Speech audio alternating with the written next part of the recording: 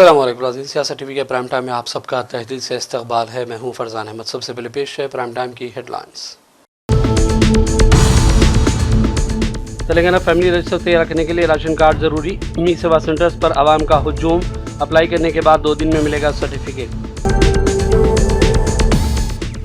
Chief minister Revanth Reddy HYDRAA commissioner Ranganath को ओहदे पर बरकरार रखने के लिए अटल। रियासती हुकूमत अंगनाथ को ओहदे पर बरकरार रखने के लिए कानूनी रास्ता इख्तियार करने की कर रही है तैयारी। एहतजाजी मुजाहिरीन को सुप्रीम कोर्ट से मिली बड़ी राहत। एफआईआर पर नहीं होगी ताज़ीरी कार्रवाई। मरकज़ और 7 रियासतों को अदालत उज़्मा ने जारी की नोटिस। पेपर लीक के खिलाफ एहतजाज करने वाले स्टूडेंट्स पर पुलिस की मारपीट पर मरकज़ी वज़ीर दाखिला अमित शाह को देना चाहिए जवाब। कांग्रेस तर्जुमान पवन खेड़ा ने की मांग। अमेरिका ने ईरान की बहरिया फ़िज़ाइया अस्करी क़यादत और फ़िज़ाई दिफ़ाई निज़ाम को किया तबाह। अब बातचीत अच्छी हो रही है, उम्मीद है कि कुछ बेहतर होगा। अमेरिका के सदर ट्रंप ने किया नया दावा।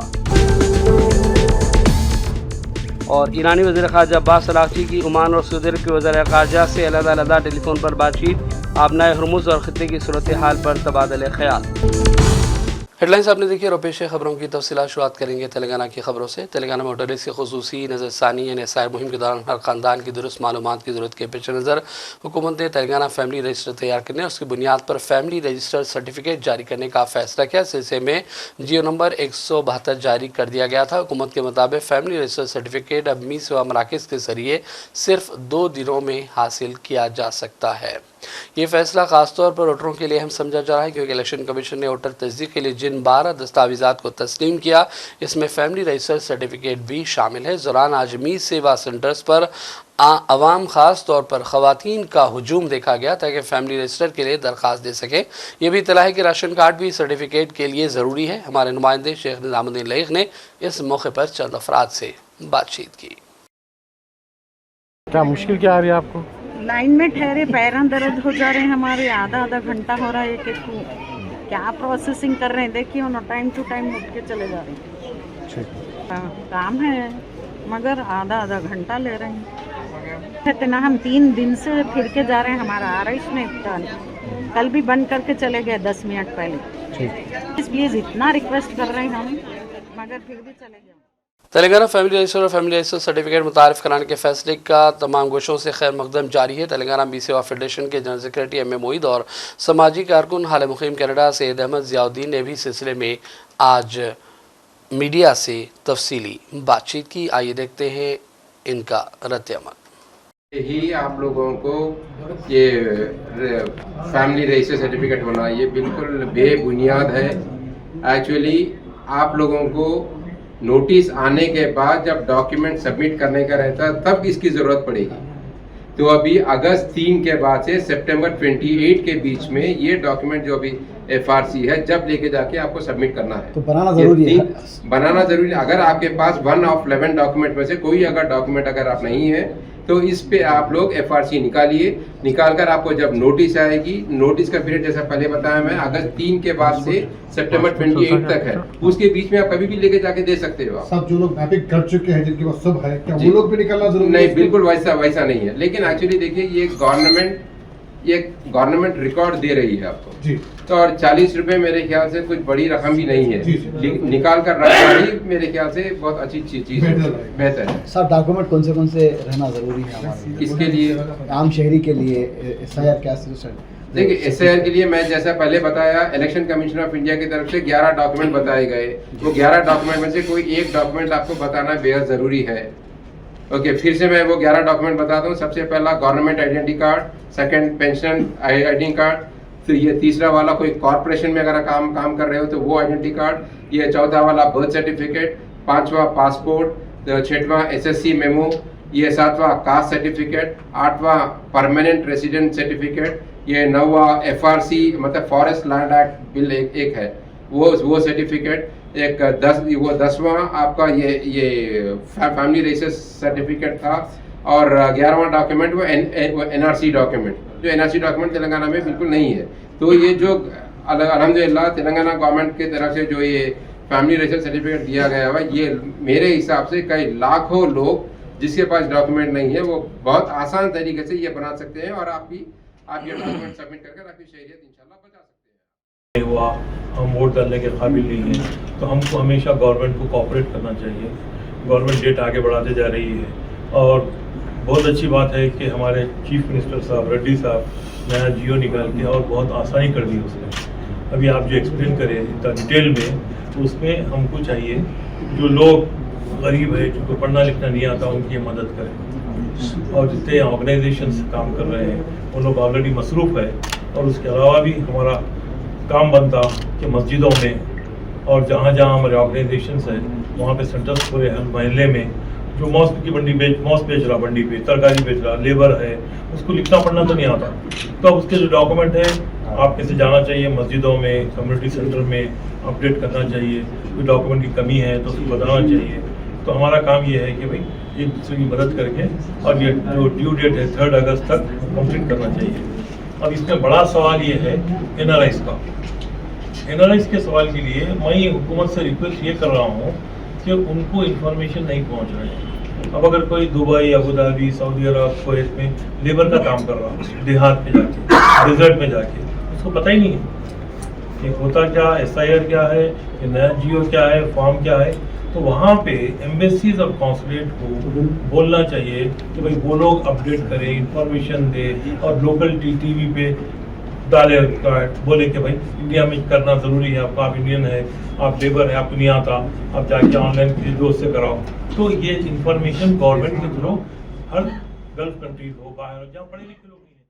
साबिक़ रियासती वज़ीर KTR दिल्ली दौरे पर हैं। वो मरकज़ी वज़ीर रेलवे और इंफॉर्मेशन टेक्नोलॉजी अश्विनी वैष्णव से मुलाकात करने के लिए दिल्ली में हैं। इस मुलाकात के दौरान KTR तेलंगाना से मुताल्लिक़ मुख्तलिफ रेलवे मनसूबों, IT शोबे की तरक्की और रियासत में बुनियादी ढांचे की तोसी से मुताल्लिक़ अमूर पर मरकज़ी वज़ीर को याददाश्त हवाले कर रहे हैं। ज़रा के मुताबिक मुलाकात में तेलंगाना में रेलवे इंफ्रास्ट्रक्चर की तोसी और बेहतरी के साथ IT शोबे को मज़ीद मुस्तहकम करने और रियासत में बुनियादी सहूलतों की तरक्की से मुताल्लिक़ अहम मुतालबात पर भी बातचीत मुतवक्को है। KTR का दौरा दिल्ली ऐसे वक्त में हो रहा है जब तेलंगाना से मुताल्लिक़ तरक्याती और बुनियादी ढांचे के मसाइल को कौमी सतह पर उठाने की कोशिशें जारी है और ख़ुद चीफ मिनिस्टर रेवंत रेड्डी भी दिल्ली के दौरे पर मौजूद हैं।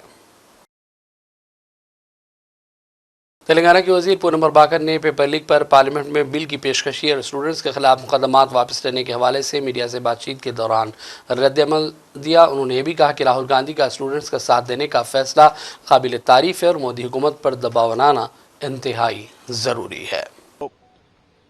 नीट पेपर लीक के बाद जो सब लोग देश के छात्र पूरा इकट्ठा होके, और राहुल गांधी जी भी देश में पूरा छात्रों की गूंज के नाम पे जो अवेयरनेस करने के बाद जो सरकार पहली बार कदम नीचे उतर के मंत्री को रिजिग्नेशन करवाया और केस पूरा विड्रा करने के लिए भी बोले और उनका एक्सप्रेशन भी देने का है, मगर इसके ऊपर जांच होना चाहिए और आने वाला दिन में ऐसा ना हो। सब पूरा विपक्ष, JAC का एक पार्लियामेंट्री कमेटी, सब राजनीतिक पार्टी को डाल के एक सही रास्ता निकालना, यही गवर्नमेंट के लिए उचित होगा। मगर अभी भी राजनीतिक सोच में रहे, that is not good for sitting BJP government.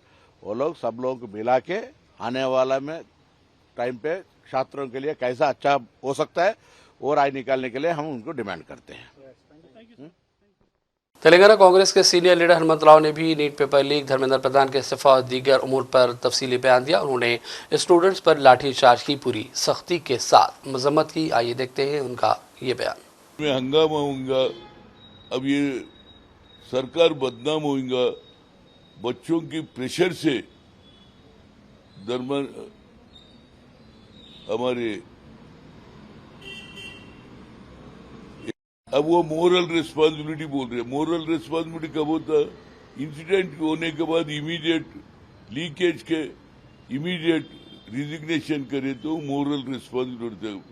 पहले जैसा माधवराव सिंधिया और हमारे लाल बहादुर शास्त्री जैसे लोग जो रिस्पांसिबिलिटी मिनिस्टर है, जब भी रिजिग्नेशन का एक सिस्टम था हमारे पीरियड में, अब एक नया सिस्टम पूरा होने के बाद, और जो इंडिया पाकिस्तान के लड़ाई में इंडिया जीते सरकार अपना सम्मान कर लेने का मतलब है ये नया सिस्टम बदल गया और नरेंद्र मोदी सर झुक के अब अभी आगे बढ़ेगा तो देश भर में हंगामा होता बोल के उनकी पार्टी के वास्ते, इज्जत के वास्ते रिजिग्नेशन करे तो उसको भी पार्लियामेंट में सम्मान करते।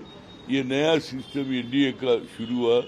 ये लोग हंस रहे, अरे भाई कौन सा ऐसा बड़ा काम कर, इतने लोगों को, बच्चों की जिंदगी खत्म हो गया, लोग मरे, आत्महत्या कर लिए, लाठीचार्ज करने के बाद पार्लियामेंट में उनको सम्मान करना, मैं तो समझ रहा हूँ ये नया मॉडल का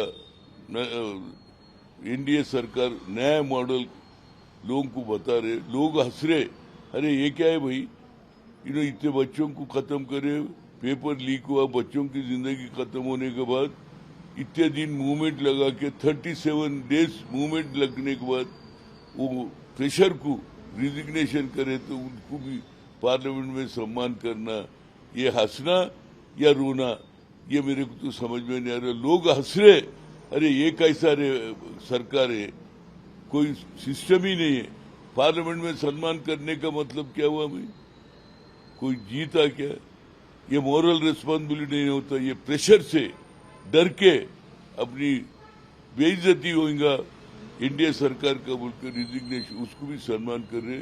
हमारा राहुल गांधी सही बात बताया, बच्चों की जिंदगियों से खेलते, बच्चे प्रेशर होने के बाद रिजिग्नेशन करके ये मॉरल रिस्पॉन्सिबिलिटी हो ही नहीं सकता।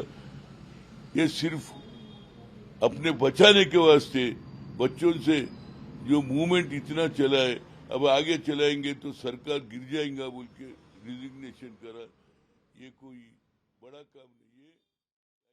तेलंगाना हुकूमत हाइड्रा के कमिश्नर वी रंगनाथ को उनके अहदे पर बरकरार रखने के लिए कानूनी रास्ते तलाश कर रही है। मामला इस वक्त सियासी अहमियत इख्तियार कर गया जब हाईकोर्ट की जानिब से रंगनाथ की तकर्रुर से मुताल्लिक़ सख्त रिमार्क सामने आए। रेवंत रेड्डी ने हाइड्रा को अपनी हुकूमत का एक अहम इक़दाम करार दिया। ऐसे में रंगनाथ को ओहदे से हटाए जाने की सूरत में हुकूमत को सियासी और इंतजामी सतह पर नुकसानात के अंदेशे हैं। ज़राए के मुताबिक कांग्रेस हुकूमत कानूनी माहिरीन से मशवरा कर रही है और अदालत में रंगनाथ की तकर्रुरी का दिफा करने के इम्कानात का भी जायज़ा लेगी। हुकूमत की जानिब से अदालत में मौक़िफ़ इख्तियार के जाने का इम्कान है कि सरकारी अहदेदारों की तकर्रुरी और तयनाती का इख्तियार रियासती हुकूमत के दायरे कार में आता है। इस बुनियाद पर हुकूमत डिवीज़न बेंच के सामने रंगनाथ की तकर्रुरी का दिफा करेगी। रेवंत रेड्डी की दिल्ली दौरे से वापसी के बाद इस मामले पर हुकूमत तफसीली मुशावरत करने वाली है। దొంగలంటారు, కబ్జా కోర్లంటారు, బీఆర్ఎస్ వాళ్ళు అంటారు. చెరువులను, నాలాలను, కుంటలను కబ్జా పెట్టుకొని ప్రభుత్వ భూములను, ప్రభుత్వ పార్కులను కబ్జాలు పెట్టుకున్న వాళ్ళు కోర్టులను తప్పుదోవ పట్టించి కంటెంప్ట్ ఆఫ్ కోర్ట్ అంటారు. కంటెంప్ట్ ఆఫ్ కోర్ట్ ఉంటే అధికారులను మార్చాలనే నిబంధన ఉంటే గతంలో సోమేష్ కుమార్ మీద 400 కంటెంప్ట్ కేసులు ఉన్నాయి. ఆ రోజు ఇవన్నీ ఏది మాట్లాడలే. ఒక అధికారిని ఎక్కడ నియమించాలనేది ప్రభుత్వం యొక్క విచక్షణ అధికారం. ఆ విచక్షణ అధికారాన్ని ఎవరు గుంజుకోలేరు. కాబట్టి ఈరోజు తప్పుడు కేసులను న్యాయస్థానాల మీద సంపూర్ణమైన విశ్వాసం ఉంది. న్యాయస్థానాలలో ఎదుర్కొంటాం. హైడ్రా మంచి పనులు చేస్తుంది. మా ప్రభుత్వం తీసుకొచ్చిన the greatest reform is HYDRAA. We have protected lakes and nalas and water bodies. So we don't have any issues with Hydra. We are going to empower Hydra. Hydra is one of the best institution.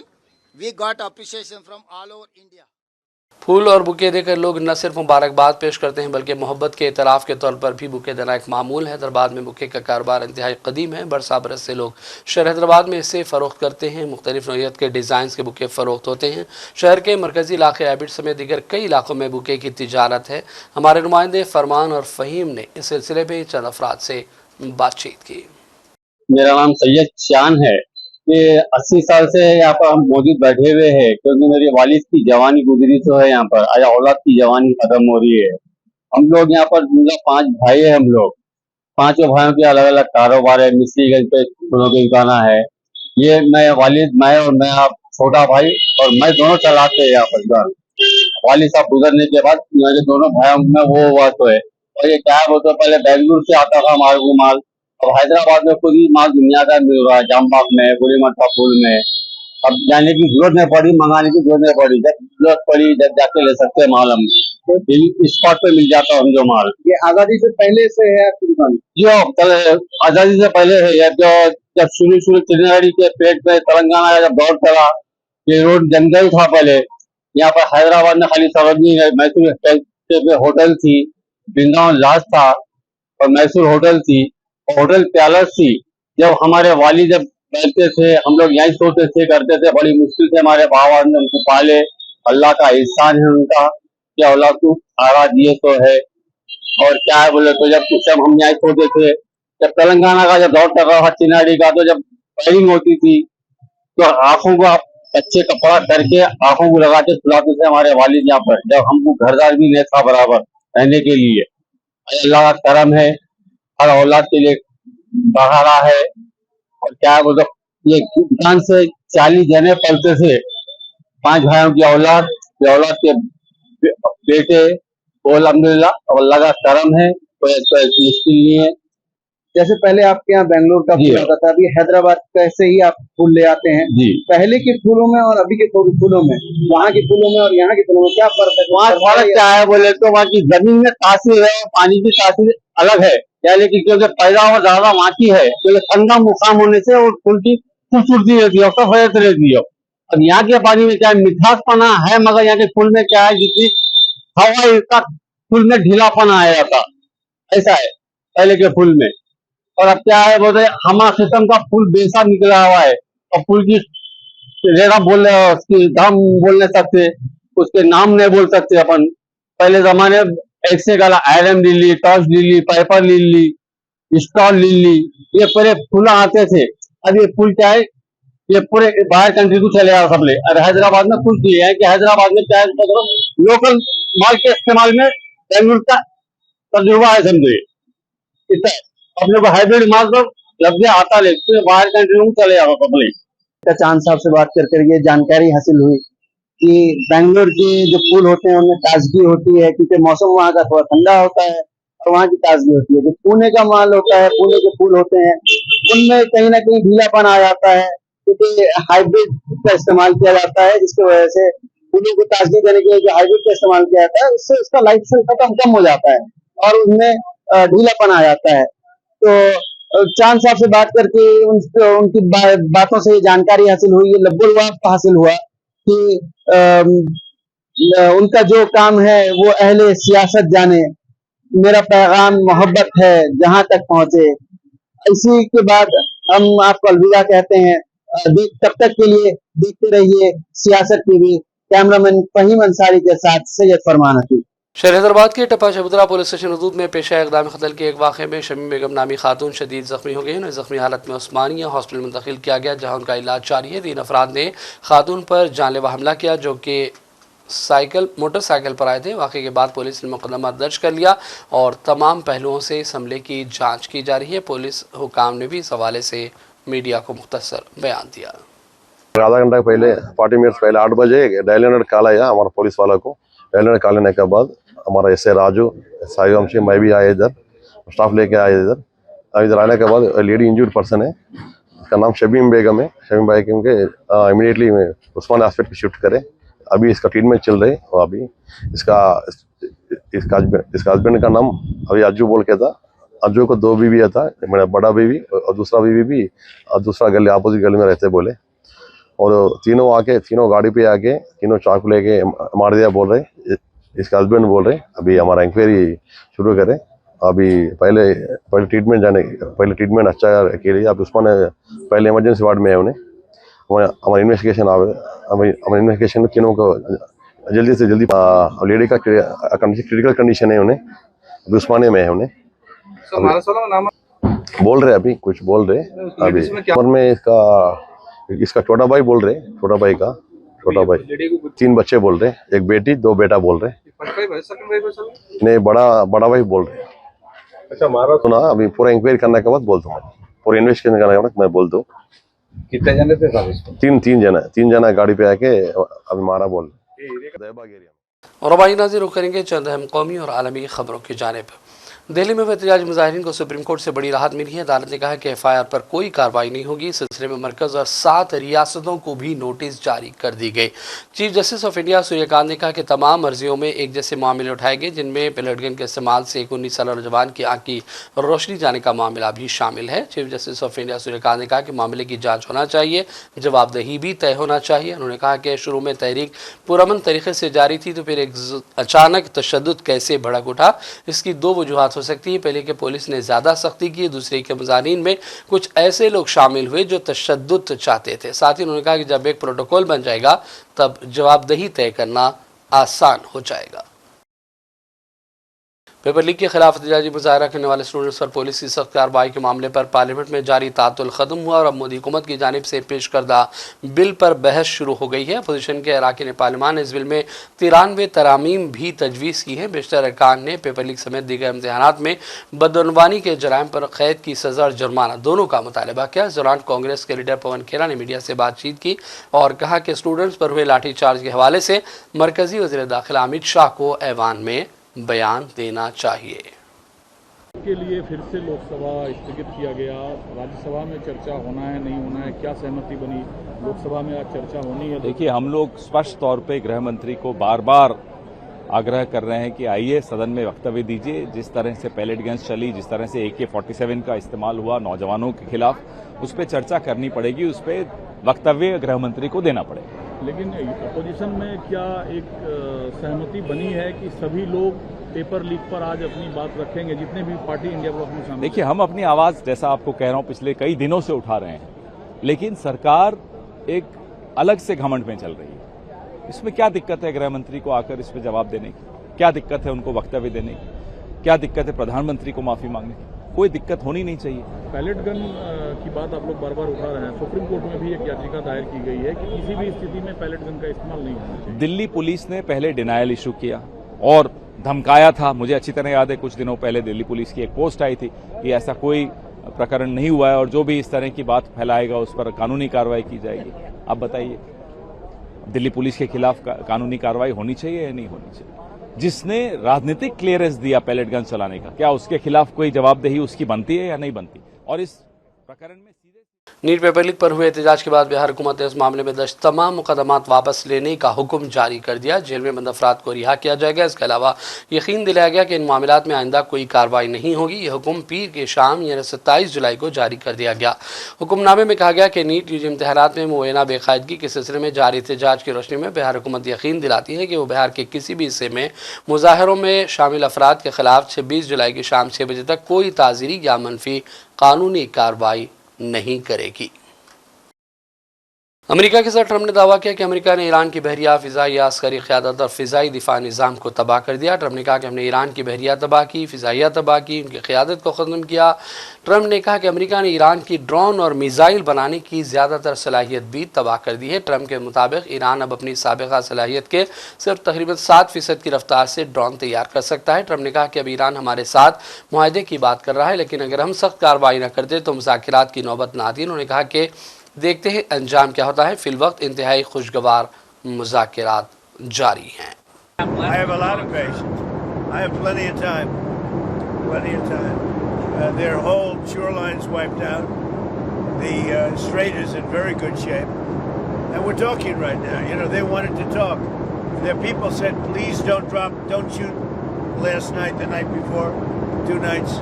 Don't do it. You know, we're having good talks. So we'll see what happens. I think there's a good chance that something could happen. And if it does, good. If it doesn't, we go back to doing what we were doing 2 days ago. Mr. President, what has communication been like with the Houthis and the Red With who? The Houthis. Are you concerned? Well, we're dealing with Saudi Arabia, and it's a problem that we had a while ago, and we knocked the hell out of them, as you know. And we didn't have any problems with the Houthis after that. But we're not involved with that. But we may, you know, if they're a problem, we'll probably have to get involved. On Saudi Arabia, have you gotten any indications from Saudi Arabia when it comes to the Abraham Accords that they will sign on? We haven't talked about that. You put out a Truth Social. Are you concerned about its stockpiles if there's a rocket? No, we have plenty. We have a lot of ammunition, different types. You know, Biden gave a lot to Ukraine, and so we're building that up. But we have a lot. We have a lot of the mid-level stuff too. I mean, more than we could ever use, no matter what. But we have a lot. I'd like to have more, to be honest. But so much was given to Ukraine by Biden. When I left, the cupboards were full. When I came here with Obama, he didn't buy ammunition. We had very little, and I got it built. Now, as soon as I left, They gave a lot of it to Ukraine. I mean numbers that nobody's ever seen before. So we're building it very rapidly. Plants are being built. A lot of equipment is being built. और उधर दूसरी जानिब ईरानी वज़ीर ख़ारजा Abbas Araghchi ने Oman और Saudi अरब के वज़ीर ख़ारजा से अलग-अलग टेलीफोन पर बातचीत की। ईरानी वज़ारत ख़ारजा ने एक बयान में कहा है कि इन राब्तों में आबनाए हुर्मुज़ की सूरत हाल, ख़ित्ते में कशीदगी में कमी और अमन व अमान के क़याम के लिए सिफारती कोशिशों पर बातचीत हुई है। ईरान और सऊदी अरब के हुक्काम के दरमियान ये राब्ता इस वक्त में हुआ जब सऊदी अरब और ईरान के इत्तेहादी हूसी ग्रुप के दरमियान कशीदगी एक बार फिर बढ़ी हुई है। याद रहे कि हाल ही में ईरान और ओमान के दरमियान 2 रोज़ा मुज़ाकरात भी हुए जिनमें अमरीकी फ़ौजी हमलों के ख़ात्मे के बाद की सूरत हाल पर बात हुई थी। फ़रीक़ैन की जानिब से मुज़ाकरात को नतीजा खेज़ करार दिया गया। ताहम ईरानी नायब वज़ीर ख़ारजा काज़िम ग़रीबाबादी ने गुज़िश्ता रोज़ कहा कि ईरान ने मुज़ाकरात के दौरान ओमान की एक तजवीज़ को मुस्तरद भी किया है। और अब आखिर में हेडलाइंस पर डालेंगे एक और नज़र। तेलंगाना फैमिली रजिस्टर तैयार रखने के लिए राशन कार्ड ज़रूरी। मी सेवा सेंटर्स पर आवाम का हुजूम। अप्लाई करने के बाद 2 दिन में मिलेगा certificate. Chief minister Revanth Reddy HYDRAA commissioner Ranganath को ओहदे पर बरकरार रखने के लिए अटल।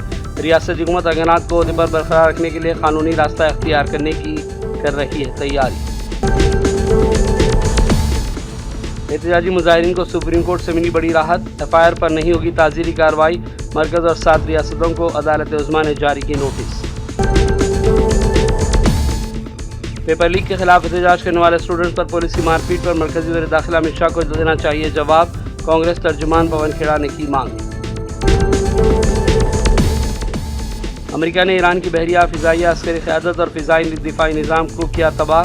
अब बातचीत अच्छी हो रही है, उम्मीद है कि कुछ बेहतर होगा। अमेरिका के सदर ट्रंप ने किया नया दावा।